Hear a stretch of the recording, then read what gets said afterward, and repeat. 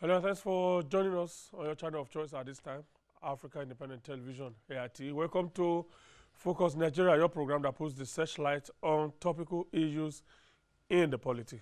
My name is Benga Ariba. It's the Friday edition of the program. The Senate on Thursday confirmed 8 out of the remaining 12 resident electoral commissioners nominee out of the 27 that were originally sent to it in March this year by President Muhammadu Buhari. As things stand, 3 of the remaining 4 we have to wait for a long while. But for the last one, Mustafa Zubairu from Niger State, its hope completely dashed because he's been rejected. The Senate committee recommended his rejection on the ground that he comes from the same senatorial district as Muhammad Aruna, the INEC National Commissioner nominated to represent the North Central North Central Zone in the 13-man governing board of INEC.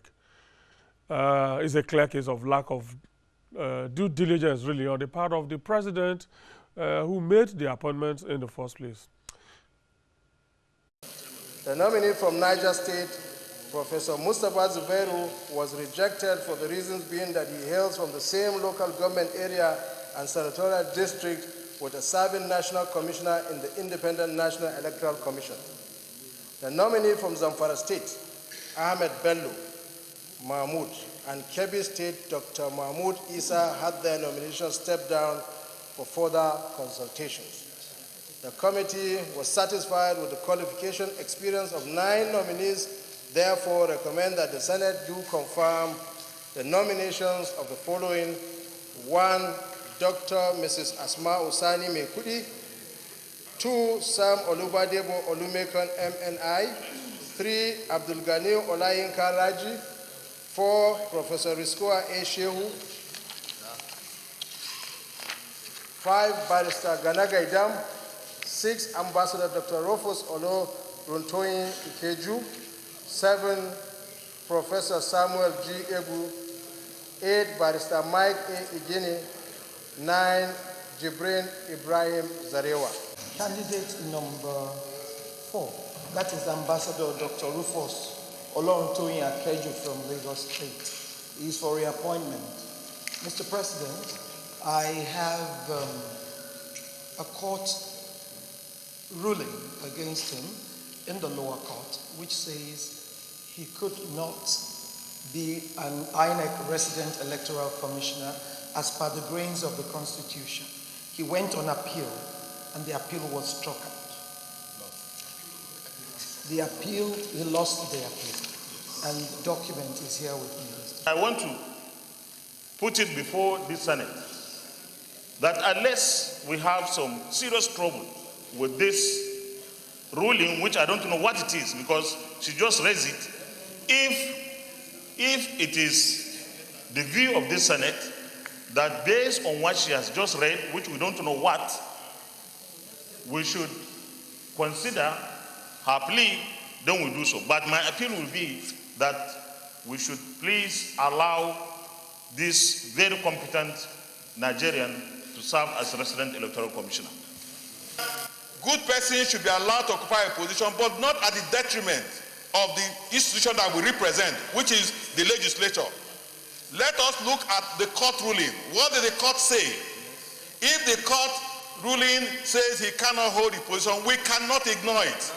We cannot ignore the judgment of a court of competent jurisdiction. People that will allow the committee more time to look into this court ruling and then come back and advise us accordingly. Say aye. Those against say nay. The ayes have it. So, Senator Nazif, based on the document given to you by Senator Olujimi, more legislative work on it and then come back and give us a report on this matter. Right, as we have there, the nomination of Akeju is on hold, and the screening of Mahmoud Isa and Bello Mahmoud are also stepped down for further consultations. That's how the cookie crumbled yesterday. But the fate of the INEC nominee from Kaduna State, Abubakar Sadiq, remains a mysterious one. The Senate cleared him more than a month ago, but between the office of the clerk of the National Assembly, the President's liaison officer to the Senate, Senator Itayenang, and the presidency, especially the office of the acting president, Sadiq's name suddenly disappeared from the list of 15. And so when the acting president, Professor Yemi Osinbajo, finally made the appointment, it was only in respect of 14. Even though the Senate had cleared Sadiq, so the Senate may have become functions official here, well, all the same, men and women of good conscience, including those in the Senate as well, should continue to raise questions on this issue. Who is playing games here? The same cabal that is doing and undoing in the name of the president? All right, but we must not allow them to get away with this kind of issues, really. All right, our discussion is up next this Friday. On Wednesday, the anti-corruption efforts of the government got a boost from the Senate, which passed the bill to protect persons making disclosures for the public interest and other related matters, otherwise known as the Whistleblowers Bill. You will recall that in December 2016, the federal government launched the Whistleblowers Policy, which had encouraged Nigerians with information on corrupt practices as it relates to public officers or public funds to disclose such. The policy made a promise of a reward of between 2.5% and 5% to such informers where such information leads to the recovery of money. So far, the policy, according to government, has led to the recovery of over 11 billion naira in stolen public funds. The government, in turn, has paid out over 375 million naira as compensation to the whistleblowers. But since it came into operation in December, there has been the major criticism of this policy had been on the ground that such a policy should have been backed up by law. Now, with the passage of the bill in the Senate, the whistleblower policy is about getting the necessary legal cover. But the brain behind the bill, Distinguished Senator Biodun Olujimi, who is also the Senate Minority Whip, is my guest this morning. She'll be joining me after this break, and we'll be throwing more light on the provisions of this bill and, of course, how the House of Representatives, that is the other chamber, can key into it such that this bill can complete the legislative cycle. I'll be right back with her after this short break. The preponderance of views canvassed by stakeholders and the members of the general public and our subsequent analysis of the provisions in our markup sessions on the bill, we hereby make the following observations and findings. 1, that the stakeholders unanimously supported the passage of the bill as it will give more impetus to the fight against corruption and reinforce government's policy on whistleblowing. 2, that in order to have a comprehensive legislation to sufficiently address related issues on whistleblowing in line with global best practices, the committee made further consultations to enrich the bill. 3, that the passage of the bill will guarantee adequate protection for potential whistleblowers against reprisals, victimizations, job losses, etc. 4, that the provision that contemplates monetary reward for whistleblowers whose information lead to discovery of looted funds, proceeds of crime, or improper conduct is a laudable and innovative provision of this bill. The provision will further strengthen the policy currently being adopted by the federal government, which is already yielding positive results. And 5, that this proposed legislation has been enforced in other climes, and it has helped in the fight against corruption and improper conduct by public officers, individuals, and corporations. Recommendation. Flowing from the presentations made during the public hearing and the foregoing observations and findings, the Senate Committee on Judiciary, Human Rights and Legal Matters, to which the Whistleblower Protection Bill 2017 was referred, having favorably considered same, recommends as follows: that the Senate do consider and pass the Whistleblowers Protection Bill 2017 as amended. I so move. For disclosure of improper conduct and related. actions. And if you see 2.1, a person may make a disclosure of information in the public interest where that person has a reasonable cause to believe that the information tends to show. And I was asking, if we change the nomenclature, is it going to have an effect on the other clauses? Because if you looked at A, an economic or financial crime has been committed, is about to be committed, and it flows to even F.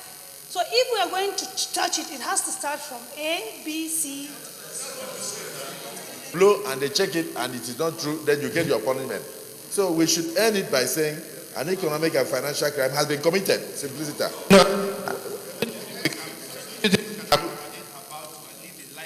But about to how? About to is almost like likely because it's the same likelihood. You are saying that an economic crime, judging from the dressing of the Senate President, is about to be committed. Fairly different from likely to be committed, or both likely to be committed and about to be committed should both be deleted. So yeah, my deputy leader. When you say likely, it becomes a problem. So as far as I'm concerned, about to be committed, anybody who believes that something of financial crime is about to be committed must have reasonable ground for suspecting that. Okay. Yes, if a state governor has to make financial input to maybe the Navy, to SSS, to this, to that, many of them will not accept financial transfers because it's not the responsibility of states. But we know as states that we buy all the vehicles of police. We fund all the operations and everything they do. So, and the federal government hardly contributes. So if you love your people and you say you're a governor and you want to protect their lives and their properties, you must take over the responsibility of the federal government to secure your people. So where such monies are withdrawn for such purpose and somebody goes to make a disclosure to make a gain and they come in and you are not in tune with the federal government and they jump up, does that, it's not national security, that is state security. Yeah, who decided to tell you that what you collected in my house is 10 million, and whereas you disclose 5 million which you actually collect from the house, how will you? There is a search warrant and endorsement. Endorsement? Yes. Any person who undertakes the duty to recover any amount or property in pursuance to any of the provisions of this Act, or refuses to, or neglect to make full disclosure, or willfully makes inaccurate disclosure of the amount recovered, shall be guilty of an offense and upon conviction shall be liable to an imprisonment term of 5 years without option of fine. A bill for an act to provide for the manner in which individuals may, in the public interest, disclose information that relate to the unlawful or other illegal conduct or corrupt practices of others, to provide for the protection against victimization of persons who make these disclosures, and to reward individuals who make disclosures, and for related matters 2017 is read a third time and passed. All right, very generous clip from the proceedings of the Senate on Wednesday when the whistleblowers bill was passed. We deliberately did that so that eventually when this becomes law, if you want to blow whistle, you know what you are up against. You have to be very careful in blowing your whistle. If you blow your whistle wrongly, you may just be finding yourself in Kuje prison or or Gashua or any of those maximum security prisons if the law catches up with you or you have blown your whistle wrongly. But I have here with me in the studio the brain behind the bill itself, who's also the deputy minority whip in the Senate, distinguished Senator Biodun Olujimi. He's also the senator representing Ekiti South Senatorial District. Good morning, ma'am. Good morning. Thank you very much. Let me also make a confession that she's the senator representing me. She's my senator. I'm proud to say that this morning. Kudos for pulling this through. Thank you. I know this was one piece of law, a bill that was very contentious from the beginning.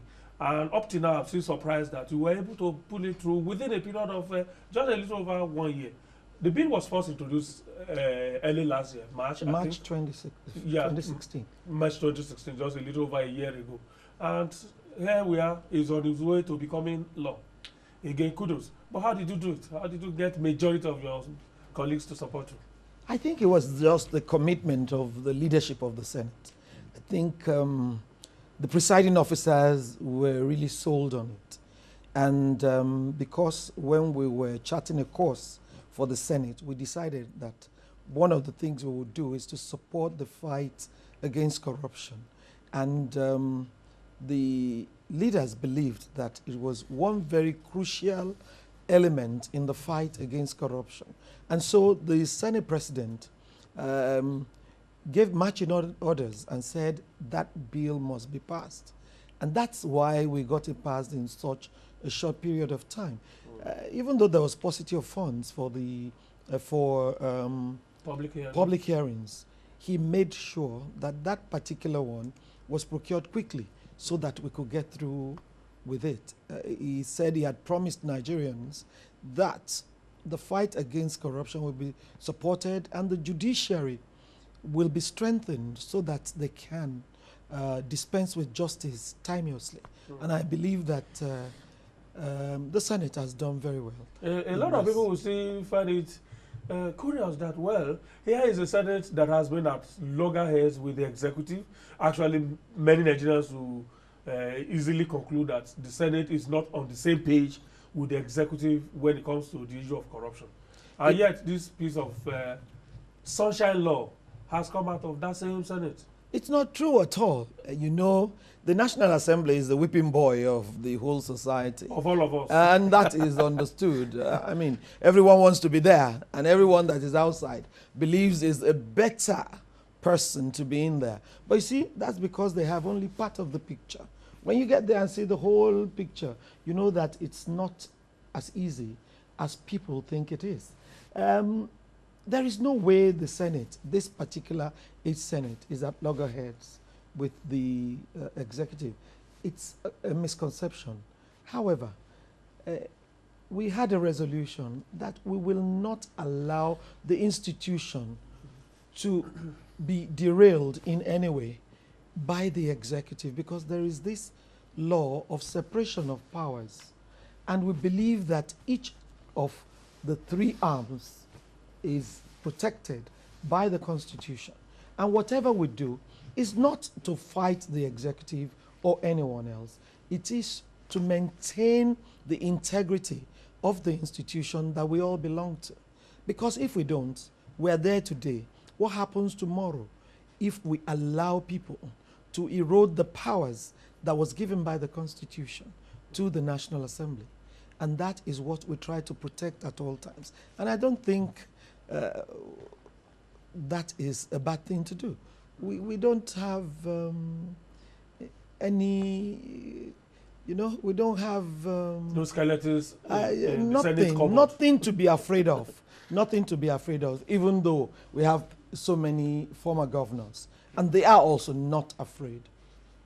Including those who are facing trial among them? When you face trial as a Nigerian, you are presumed to be innocent until you're guilty. I've been looking at the title of the bill. It's so long. Isn't there a way it can be shortened for easy reference and all of that? An act to protect persons making disclosures for the public interest and others from reprisals, to provide for the matters disclosed to be properly investigated and dealt with, and for other purposes related therewith. That's a mouthful. Yeah, the initial bill was the whistleblower bill. Yeah. But the Judiciary Committee thought it didn't quite capture the essence of the bill. And you see, the bill covers almost everything about corruption. And they needed to provide a title that will make anyone that has never seen it before look at it and say, oh, that's the law I need for what I have at hand. I think that's why it's very long. Perhaps this is a bill that will soon get so many alliances. Because already a day after it was passed, some media, a section of the media actually reported it as a witness protection bill. I don't know whether it also protects because it also protects the. I have seen aspect of it that protects witnesses in Yes. court. Yes. So before you know it, it will get so many alliances. I think is a law we've all been Whistleblowers law. waiting for. The reason being that the way the whistleblowers were handled in the past were not the best because there was no legislation, and so it was haphazard, and people did whatever they thought was right. But now it's structured. You now have a proper way of doing it. For instance, if you need to report, you report with your full names, your signature, and a picture, so that at no time will you say, I didn't do it, or my younger brother did it, because everything is documented. It also has a part of it that talks about whoever handles the investigation. He has to make everything secretive. And if he doesn't, if any information leaks, he also has consequences. He goes to jail. If you also recover funds and you don't declare the total amount, full disclosure. A full disclosure of whatever you recover, property or funds, you also go to jail. And so it's got sections that protects different people in different ways. It also says if you come in and help government to recover, you get 1.5% if it's less than 1 billion, and 1% if it's over 1 billion. That's a lot of money. For 1 billion, everybody can be a whistleblower. Is this a law made for the elite? Because when you look at the requirements for you to just discharge what ordinarily should have been a civic responsibility, pictures and all those stuff, are we looking at the average man or woman there in, down there maybe in Isekiti, who may not have time for all of that, or probably may not be disposed to all of that? Or we are just looking at the man in Abuja or the woman in Lagos or Kano? We're looking at Nigerians in general. Let me tell you, to criminalize a person and send him to prison, you need to be sure of what you're doing. It's not tea party. You can't just send a breadwinner to jail for nothing. And you know that in recent times, people were fond of just picking their pens and putting up fake stories about people. Particularly in this era of social media. Social media. And so you cannot afford to have government go through all that, spend so much money prosecuting, only to find out that there was nothing to it. So we needed to make it strict so that whoever is disclosing is very sure. To send somebody to prison, you need to be sure of what you're saying. And that is where we are. You are sending this man to prison, you are very sure. If you are lying, you go to prison yourself. And so we needed to also tell people, because someone called me and said, it's our house girls that do it. They need to know that for you to do it, you also need to be sure. Because you can't see someone keeping some private things and you assume it's dollars. And then you go and blow the whistle and you think you can get money or put them in trouble by that. The government cannot be seen to be doing that and witch hunting. So we needed to strengthen it to make it strong enough for people not to just say anything for the sake of it. All right. Let's go back to the journey of this bill. Don't forget that in December last year, the government came up with a policy, more like kind of trying to take the wind out of the sail of the bill. During the hearing, the public hearing of this bill, did you try to harmonize the details of the policy as unfolded then and already in practice, already been implemented? Did you try to encapsulate it in this bill? In other words, how much of executive buy-in do we have in this bill? such that when it has made its journey in the National Assembly, it doesn't get to the level of the executive and they say, no, your law is at variance with the policy that we are already implementing? Well, definitely, the Committee on Judiciary did very extensive work on the bill. What the government came out with was just a policy to ensure that people came up with information on monies that were kept, but they were not properly structured. And you find out that most of those people who came up didn't even know what they were talking about. One of them even had to go to jail on the issue of the Deputy Senate President because he just saw people moving in and out of a home and thought they were keeping... Some are also being tried in respect of the one of the former Vice President. The former Vice President. And so that policy was not good enough.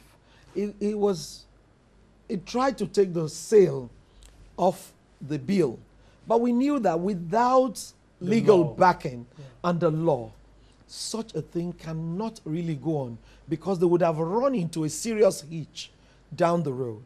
And so we decided that it was best to talk to everyone. Government was represented. And if you see, this is domiciled in the Attorney General and the payment in both the Attorney General and the Minister of Finance. Okay. And that makes it an executive thing because without strengthening them, they also will not be able to continue the way they are started. And I think they are very aware of this. They also have a copy of this to look at because we worked closely with the executive on it. Yeah, I saw that the Attorney General, the Federal Minister of Justice was listed among the federal government agencies that took part or that sent memoranda during the public hearing. But I didn't see anything from the Federal Minister of Finance, which had already been in charge of implementation of the policy. No, they were just like a payment table in the whole chain. All they need to do is... That would be in your bill. Yes, they are. Yeah, but I'm talking of in the policy, the operations actually had been domiciled in the Minister of Finance. Now, your bill is proposing that the operations will be domiciled in the Minister of Justice. Even with the policy, that's a significant shift. Even with the policy, it was the Attorney General that was in charge of everything until when the monies were recovered and there was need to pay back part of it.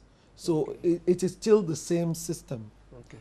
Because what I gathered was that the portal for the whistleblower and all of that, including the dedicated line and all of them were domiciled in the Ministry of Finance. They were working in tandem with and there was actually a unit called Presidential Initiative on Continuous Audit, PICA.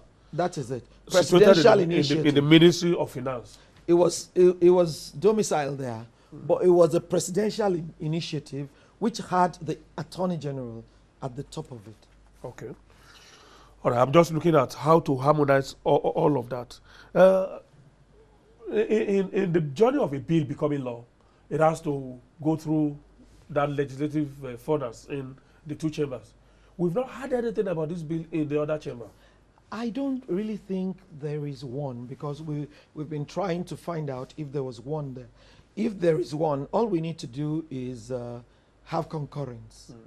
And I believe that in the next 1 week, if there's one in the House of Reps and it's passed, we'll sit down in a conference and harmonize. It's even faster when there's none. It's because faster. all you have to do is just simply pass it to them that we have passed this in our chamber. Yes. Okay. But up till now, we've not seen anyone brought forward.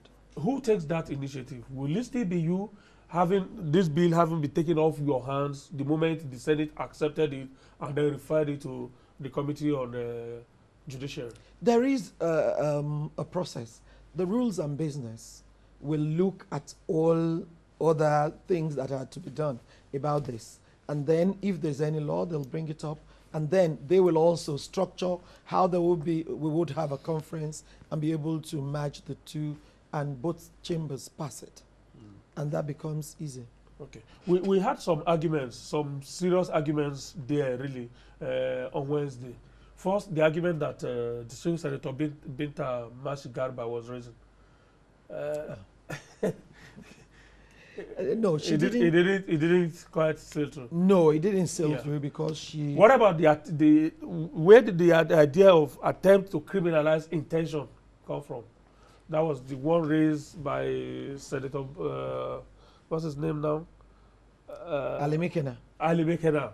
And then, of course, I think Senator Ibn Ala, as a lawyer, did justice try to explain it. Yeah. Because you see, you cannot say you want to talk about someone's intentions, that this man intends to be fraudulent. And then you criminalize and the then intention to be fraudulent. You criminalize the intention. No, the act must have taken place before you can do that. How do you prove that a man has an intention of criminal tendencies? You might see it, but because you can't prove it, and in this case, you need to prove. So there's a big line between intention and about to take place act. Because about to take place act, you already have seen evidence. The process. You have seen the evidence. The man has taken this from this to that. He has not finished it, but he has started the process. Yeah. That and it's different from intention. It's different from, oh, this man was talking the other day, and he said, he would get he will get 1 billion out of this account. That's a different ballgame. You cannot criminalize a person for his intentions. You can only do it for the act. And that is why that didn't quite sail through. Because you don't make laws just for the fun of it. You make laws to serve as deterrent and also to give penalties when the act has been really done. There's a lot of public enlightenment that will have to take place on this law.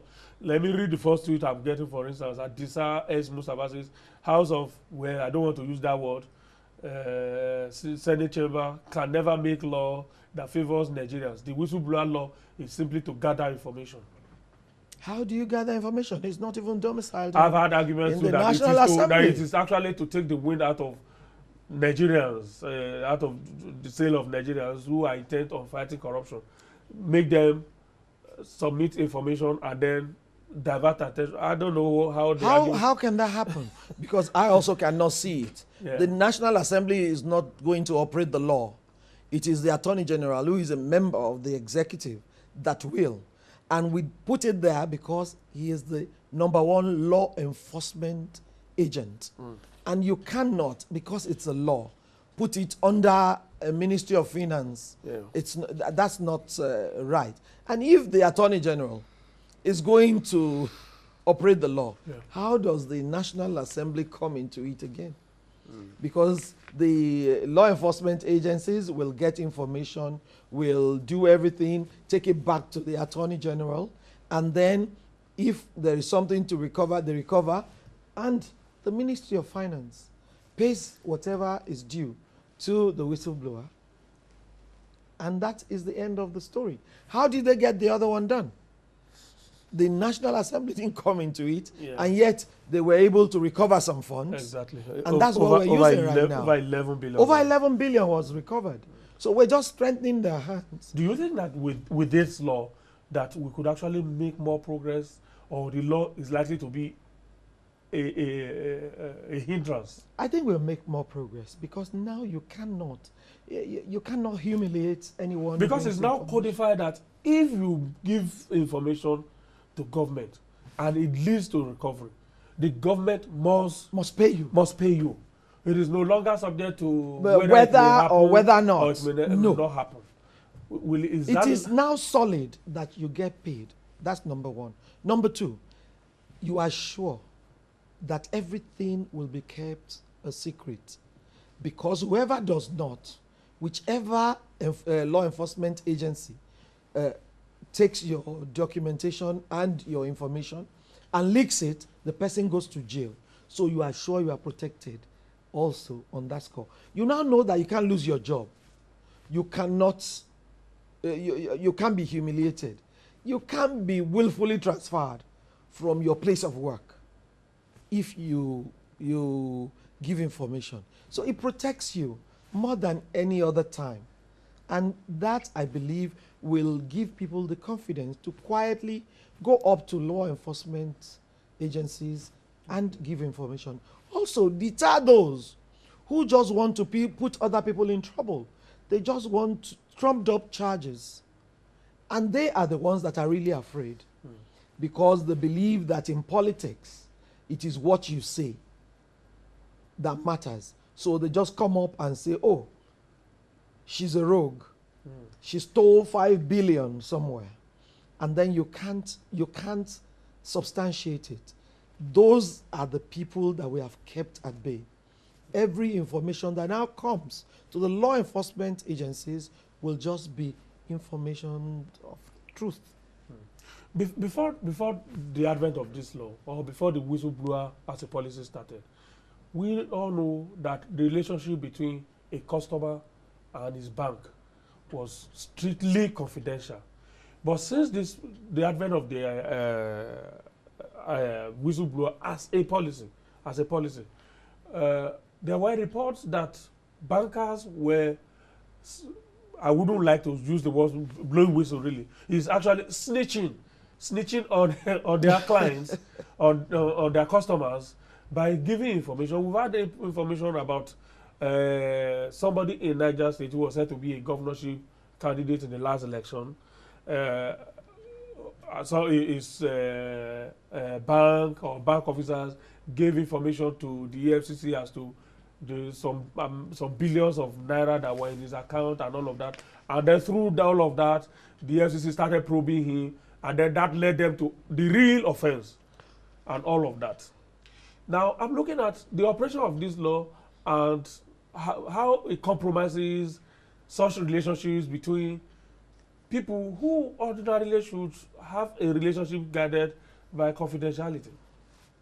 This law does not invalidate the confidentiality clause between a banker and his client.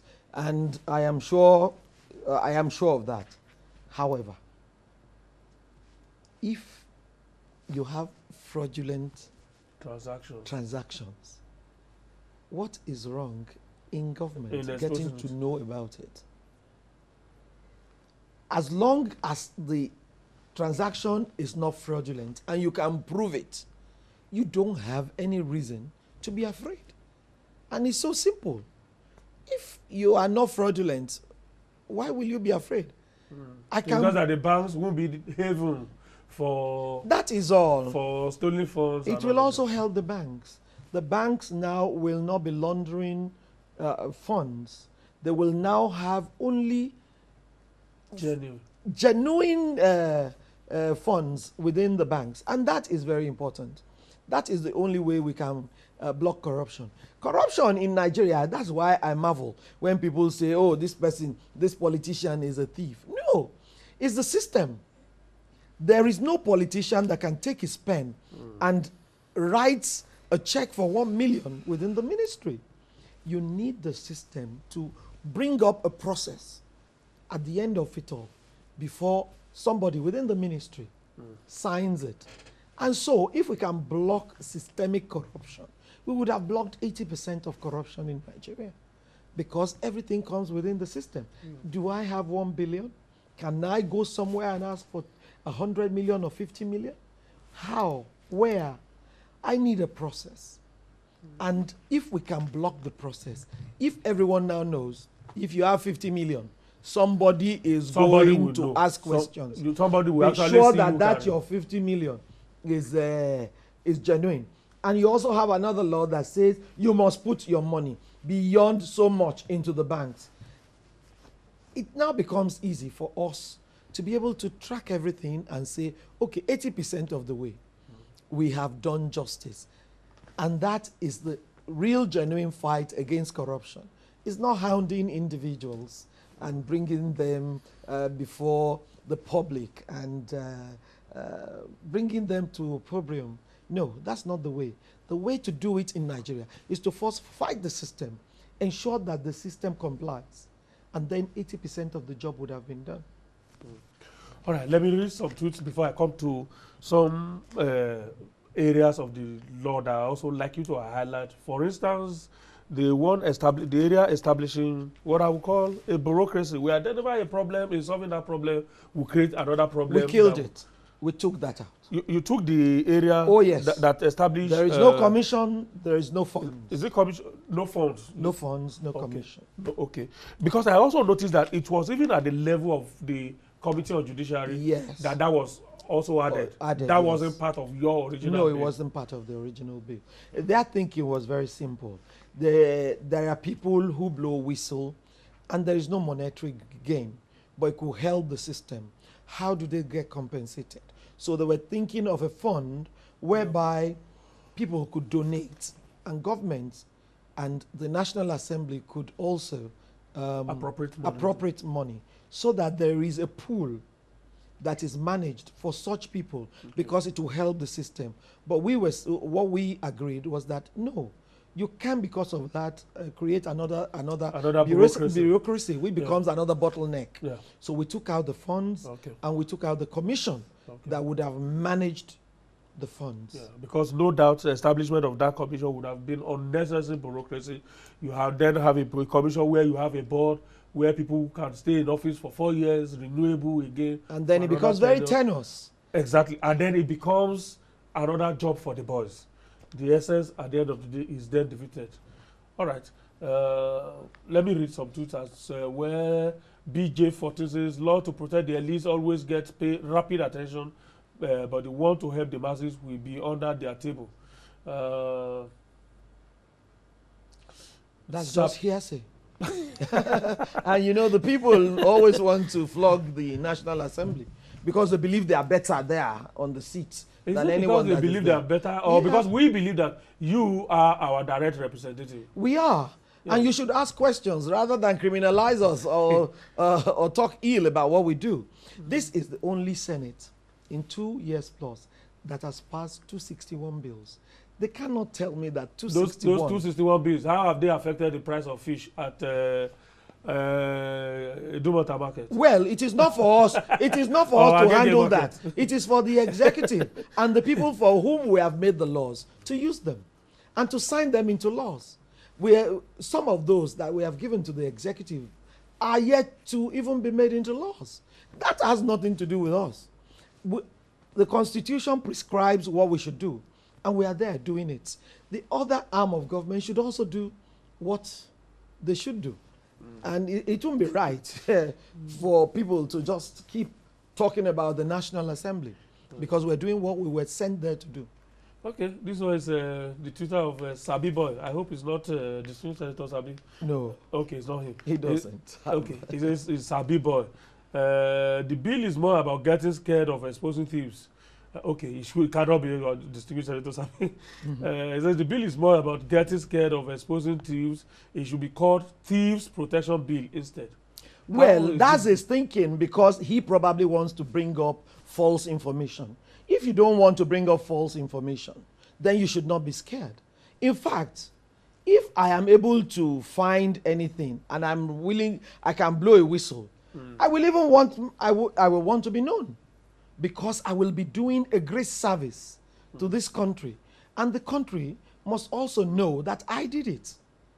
We are protecting them because we know that some of them are ordinary people who need to be kept away from the big people they are blowing the whistles on. But if people feel this way, it means they just want to bring trumped up charges against politicians. And you know, in my place, you know it. When they bring up stories about you, everybody says, oh, so this is the way this woman is. We didn't know. Nobody will bother to find out if you really committed that act or not. Yeah. They just take it as the gospel truth. And that's what we're trying to stop. Even when the truth eventually comes out, it doesn't travel as far. No, it does not mitigate anything. It doesn't travel as far as the lies. The lies. Yeah. And so we're saying, unless you have correct information, you cannot come up and say it again. Eke Sebastian Jr. is asking, how can the whistleblower be protected knowing how well connected politicians and political leaders are? If you are blowing the whistle, yes, like I said. In practical terms, how does this law protect the whistleblower? Nobody gets to know who is doing it. And whoever is taking the information from you, if he divulges it, he goes to jail. For leaking the identity? For leaking, yes. For leaking the identity. For telling anyone how the information came. He is supposed to just take the information, act on it, and pass it on to whoever. If he fails in his duties, he goes to, I think, 3 years imprisonment.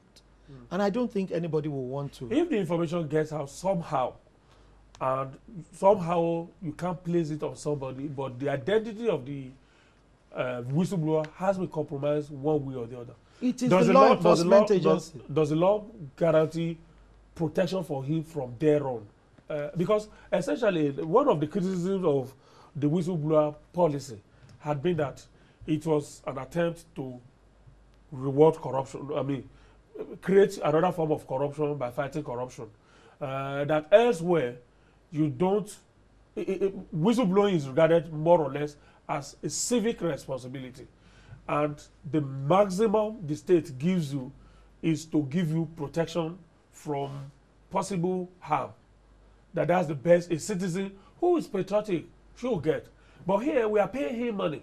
If you blow whistle on and release the recovery of say £1 billion, and you are paid 1.5, that's about 150 million naira. Yeah, that's a whole lot of money. And why should the state be doing that when it can? When in actual fact, as a citizen, you are merely doing your, you are merely playing your own part as a civic duty. The reason this is being done, because you see, over the years, there could be amendments. The reason this is being done as it is now is simple. We're talking about corruption. We're saying we have illicit money in the system everywhere. People just locking up funds, people locking up dollars. The economy is bad. If you are able to assist us to recover such funds, we will now part with part of it. That is lost money. That we have recovered. That we have recovered. Albeit fortuitously as well, are probably due to the activity of that person. Of that person. We are saying that will encourage him in case he sees others. Or there are other people that can also help us recover the funds for us to be able to use within the system. And as we go on, there is no law that is static. It is very dynamic. Yes. We can now get to a point whereby there is stagnation in recovery. When there is stagnation, you now know that those illicit funds have generally left the system. Then you can come up with an amendment which will reduce all this so that people can now start seeing it as civic responsibility. A civic responsibility. If you don't reward them for now, this government will not be able to mop up those funds that are already lost into the system. What about the protection for a whistleblower? The first question I asked, which was the protection for a whistleblower whose identity is compromised somehow and you cannot pinpoint how it happened. There is so no way. That you don't have anybody to punish. There is no way what then do you do for the whistleblower whose identity has become compromised really and is no longer safe? There are several protections for him, even with the police. They will guarantee his safety, they will guarantee his protection, that is as they go on. But you see, there is no way in this bill that one person will not be held for disclosure, because only one person will debrief the whistleblower. When one person debriefs the whistleblower, how will he get out? It can only be through that one person or through the whistleblower himself. There are only two people involved in this. And if the whistleblower is making it known, then whatever happens to him is justified. But if it is the person that debriefed that has done it, he goes to jail. It's so simple and it's easy with the age of ICT and monitoring that is now within law enforcement agencies. It will be, they will easily know who has compromised. All right, let me see. Adibaba. It says, ask her if Magu is presumed guilty by the Senate since they have asked PNB to remove him from office based on Senate conclusion. Are you presuming Magu guilty? Hasn't the Senate constituted itself to a judicial body when, because of a simple report by an arm of government that may actually also be playing politics, for all you care, may be playing politics. And these are issues that have not been proved by any court of law. And so Magu, in the eyes of the law, remains innocent. Can you, because of that, declare him incompetent for a public office? Have we veered into the issue of Magu and the I'm taking that from okay, no problem. Because there is nothing you to are be also a afraid principal officer of the Senate course now, I am. so you should be able to defend now, the Senate. Now, let me now handle that issue properly. Magu is a product of the presidency. The DSS reports directly to the president. Magu reports directly to the president. The president sent in a nomination. And one agency that reports back to the president says the person he has nominated is not capable of being in that position. Because you asked that agency to do a report for you. And that agency took it as you asked that agency to do a damaging report for this product that you don't want in the first place. That is not true. Everyone that comes to the Senate for clearance comes with a security report. Yes, the executive sent a security report with Magu's CV when they forwarded his name. It's not true. None was sent. Because none was sent, the clerk, without reference to anyone, asked the DSS to please bring up a report. And they did. They both report to the presidency. Why do they want to use us as the cannon fodder? Haven't you seen the mischief on the part of the DSS? If they wrote a second report after he had been cleared, after the first one, and then the president asked the Attorney General to investigate the matter, re-forwarded his name, the DSS again wrote another report to you, even this time around, where you didn't ask them to do so. They still wrote another report to you and still insisted that you must not clear. Can't you smell? The second one was even more damaging. Yeah, can't you smell mischief there? No. Because you didn't ask them to do it, and they did. No. Isn't there a mischief that was there? after it had gone to the president. Well, at least my thinking was simple. If I am heading them, I would have called the two to a table. Mister, did you do all this? No. Now, if you have now heard from him, why don't you write a report now and send it back to them? Why? After we had taken it back to the president, did nothing happened? Yeah. And that... But Magu said he wrote a defense where the minister, where the Attorney General investigated. We're not privy to that. Why didn't you ask him to give you a copy of what he sent to the president? No. If you wanted to be fair, if the intention had not been we were not privy to that. All the people that have come to the Senate for clearance came with a bill of clean health from the security agencies. And if a security agency that is a brother security agency is saying the other one is criminally intentioned, it is the government that should even be afraid, because the government is fighting corruption. And the government should also be above board in all of this. Okay. Last question. This has nothing to do with the bill. I saw you raise objection against one of the resident electoral. Yeah. What was that all about? Yes, we had a judgment from the courts. One of them from the High Court said he was not fit by the spirit of the Constitution to be an INEC commissioner. He had been before. He was a resident electoral commissioner for 5 years. Yes, it was while he was that he was taken to court. Okay. And the court said so. And then they went to the appeal court. The appeal court threw out the case, and it has not done anything about it ever since. And you see, if we were taking this DSS report on the issue of Magu, we can as well take a court position is actually much more valid. Which is more stronger in that situation. Will you also be raising the issue of what has happened to one of the nominees that you cleared earlier and forwarded back to the executive that you have cleared him, and then suddenly his name disappears? Of course, we've also taken that up. That's Sadiq. Yeah, that's why we stepped it down so that we can take it up. Yes. Okay. Okay, you are taking it up. Yes. Okay. Any other thing you want to say, just on your own volition? Not me asking you any question now, so that you don't hold it against me. Just to tell you that the Senate is doing what they can to help the nation, to help the executive.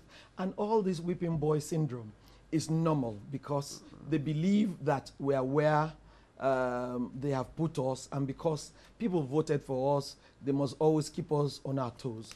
We are not unmindful of that, but we believe that people should have information, read through the lines and in between the lines before they accuse us of things that we know nothing about.